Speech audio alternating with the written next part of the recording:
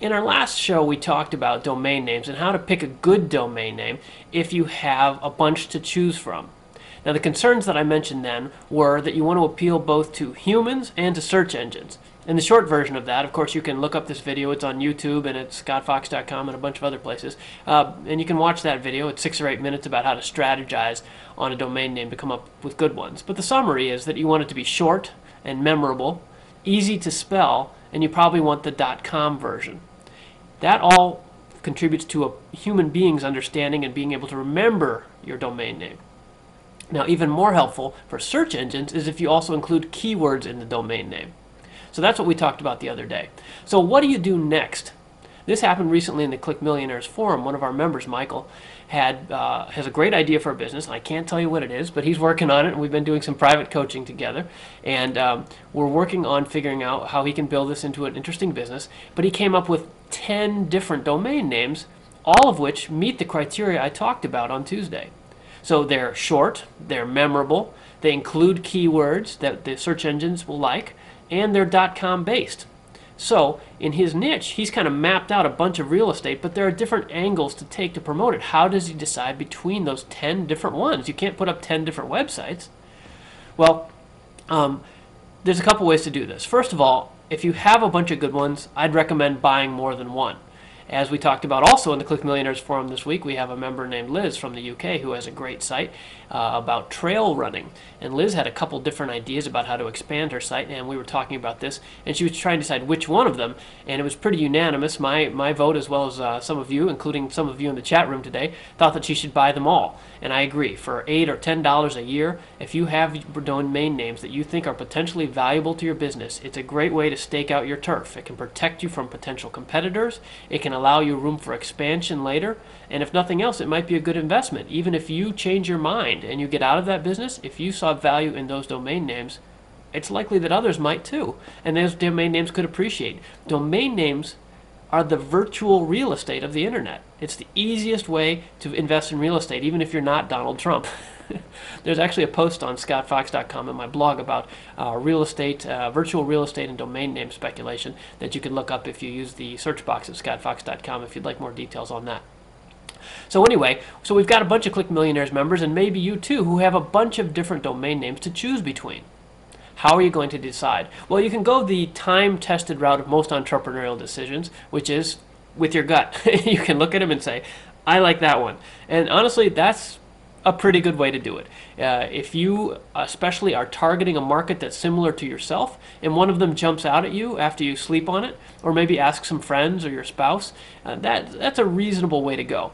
But I'd like to talk about something more objective, which is to use keyword testing. Here's what I suggest. Take your 10 domain names and take a small budget, maybe $50 or $100. Now that may sound like a lot of money, but if you're really going to build a business around this, you need to have the best confidence you can in the domain name you select. So let's say it's $50. Then go to Google AdWords and create for free. You can sign up for free at Google AdWords to create an account as an advertiser. Create 10 different ads, one for each domain name, and use the keywords and the domain name that you're considering, one per ad.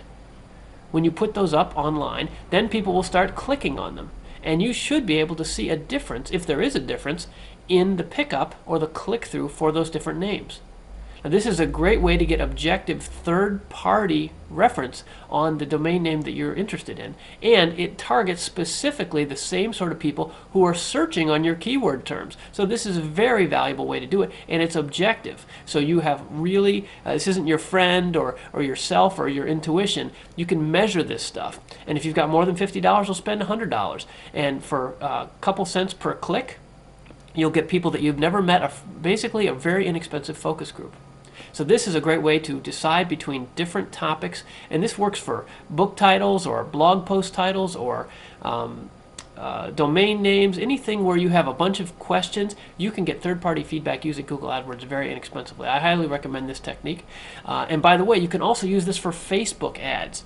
Facebook advertising is an up-and-coming way to do this also, and Facebook has a very targeted audience in and of itself. So perhaps if you're going after the college market, for example, Facebook might be an even better place to try this with their text ad system than with Google.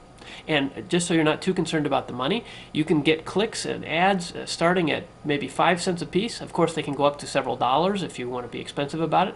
But if you bid low and pick the cheapest domain, the cheapest AdWords keywords to show your ads, you can get a lot of clicks for just $50 or $100, and it will tell you a lot and really help put your business on the right footing. And conversely, if there doesn't seem to be any difference, say you get 1,000 clicks and they're evenly divided, say 100 clicks per each of the 10 domain names, well, then that tells you something else, which is they're all pretty good. And that means that maybe you can go with your intuition or pick the one that you think is the most clever or silly or fun. That's how I do it, and that's how I recommend selecting between different competing domain names if you're starting a new business online. So that's our domain name segment for today. I'm Scott Fox. This is the Scott Fox Show. This video will be up on YouTube later if you'd like to watch it. And of course, you can visit scottfox.com anytime to learn more about these techniques and my books. And clickmillionaires.com is my private coaching network, the social network where entrepreneurs and online marketers from all over the world join together to make more money online. So that's our domain name segment. Thanks for joining me.